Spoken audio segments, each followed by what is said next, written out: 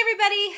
Welcome to the very last Magic and Moxie video of 2016. I decided to do a top 5 list of the best new additions to Walt Disney World. Now, this list is in no particular order, and it doesn't include anything that I didn't get a chance to experience because I figure that isn't really fair. So it doesn't include things like the opening of Shanghai Disney or the new express bus service from park to park or Frozen Ever After, because I still haven't ridden it yet.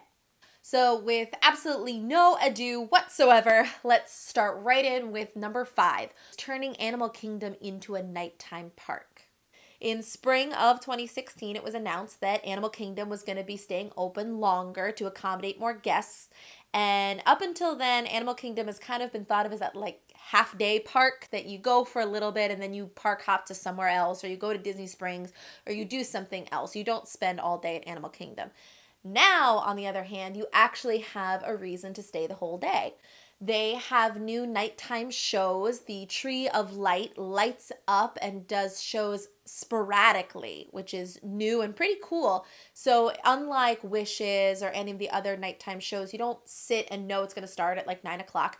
It's just as you're walking by anywhere in the park, suddenly the tree lights up and there's music and there's just all sorts of kind of hidden magic that you can find at any time. It's really cool to be able to ride some of your favorite Animal Kingdom rides at night. Expedition Everest, Kali River Rapids, even Primeval Whirl. These are all completely different when you ride them at night. And of course, Animal Kingdom was offering a nighttime show with the Rivers of Light, but that never quite got off the ground. It kept getting delayed. And then we got the Jungle Book show, which was not Disney's best, but it was fine.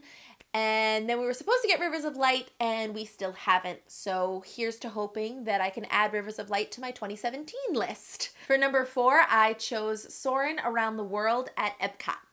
This ride replaced Soarin' over California on June 17th, 2016, and I actually did an entire review on it, so if you want to check that out, the link is in the cards up there somewhere. This ride was a nice kind of next step for Soarin'. Soarin' over California was awesome, and I think Soarin' Around the World kind of ups its level a little bit. The queue line was also redesigned and includes the new Soarin' Challenge, which I finally got to play, and it actually is a lot of fun, so there's something extra to do while you're waiting in line, but you don't have to wait in line as long as you used to, because with the addition of Soarin' Around the World, they opened a third theater. So they were able to seat more guests each time, and the wait time has gone down to the point where it's not a fast pass only type of ride. Wait times are around the 60-minute mark, give or take, and that's totally doable. That's so much better than the 180 or whatever it was before.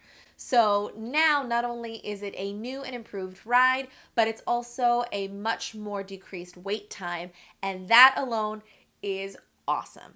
At number 3, we have the new and improved Disney Springs.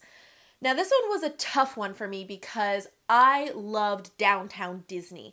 I loved the way it was separated into 3 places. I loved that the buses went to all 3 places. But with this new design, it's a lot more about shopping and entertaining and just kind of relaxing and walking around. A lot of times when you're at Disney World, it's a lot of go, go, go, and get on the ride, and we're late for our fast pass. And so it's nice to have a little more of a chill atmosphere. In my opinion, one of the best things that have been added to Disney Springs is the food.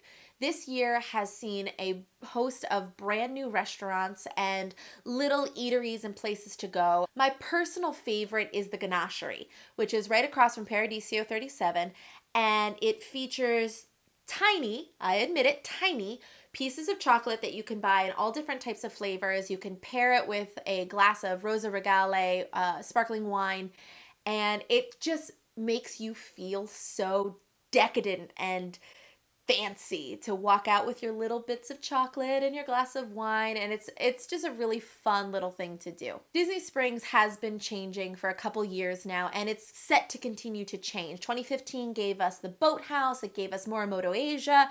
Next year we're going to be seeing the Edison style restaurant. We're going to see the reopening of Planet Hollywood, Wine Bar George. So Disney Springs is really in the midst of a huge overhaul.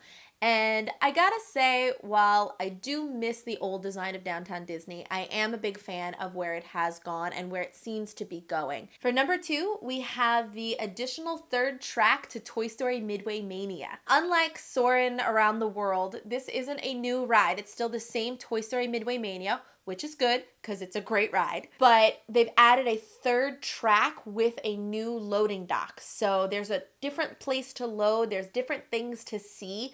So if you wind up going to the left or to the right, you're going to see different things.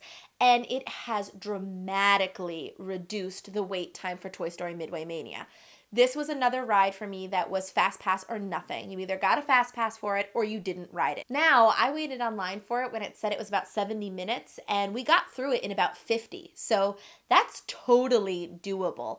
Now, this is a ride that I can do whenever I go to Hollywood Studios, and that makes me so happy because I love Toy Story Midway Mania. And my number 1 addition to Walt Disney World in 2016 is the addition of all the new Star Wars stuff in Hollywood Studios. Star Wars has had a bit of a new awakening with the release of The Force Awakens and a year later Rogue One. And as such, Hollywood Studios has really added a whole lot of Star Wars stuff to really capitalize on it. There's going to be a whole new Star Wars land that's being built, but in the meantime, we're really given a whole lot of new Star Wars stuff to enjoy when you go to Hollywood Studios. The Jedi Training Academy was completely overhauled, technically in December of 2015, but who's counting, to accommodate more guests to be involved and to include a new plot line.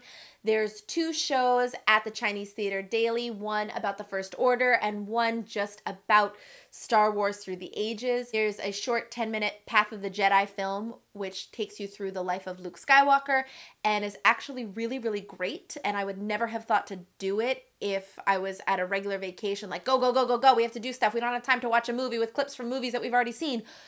But it's actually pretty cool, and I highly recommend you check it out. Then there's the Star Wars Launch Bay, where you can meet Chewbacca and Kylo Ren. There's Jawas walking around. There's Stormtroopers walking around.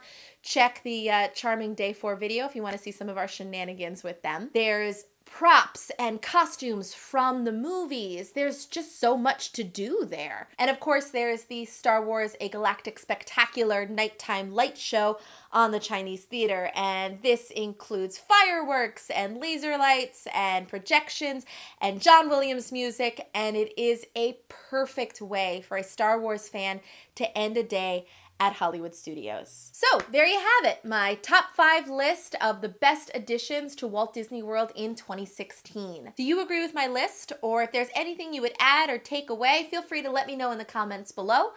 And check back in the new year for some more Magic and Moxie videos.